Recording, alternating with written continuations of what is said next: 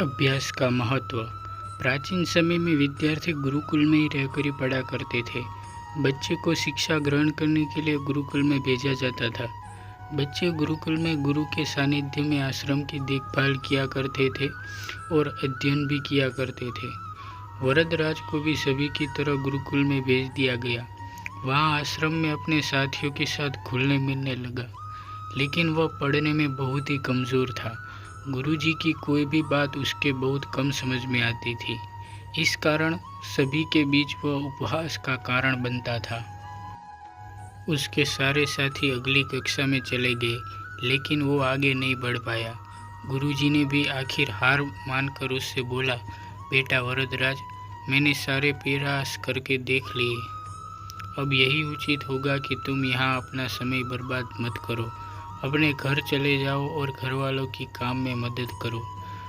वरदराज ने भी सोचा कि शायद विद्या मेरी किस्मत में नहीं है, और भारी मन से गुरुकुल से घर के लिए निकल गया।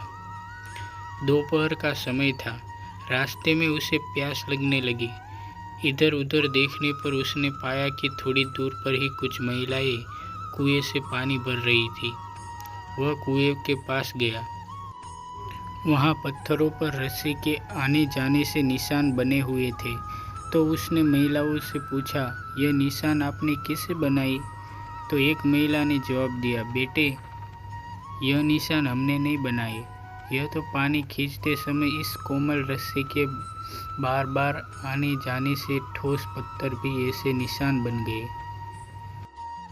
वरदराज सोच में पड़ गया। उसने विचार किया कि जब एक कोमल से रस्सी से बार बार आने जाने से एक ठोस पत्थर पर गहरे निशान बन सकते हैं, तो निरंतर अभ्यास से मैं विद्या ग्रहण क्यों नहीं कर सकता। वरदराज ढेर सारे उत्साह के साथ वापस गुरुकुल आया और अथक और कड़ी मेहनत की। गुरुजी ने भी खुश होकर भरपूर सहयोग किया।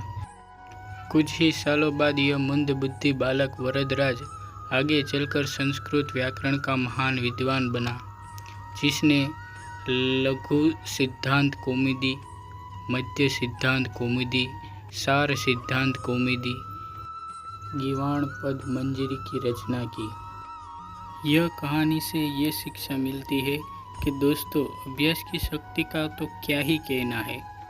यह आपके हर सपने को पूरा करेगी।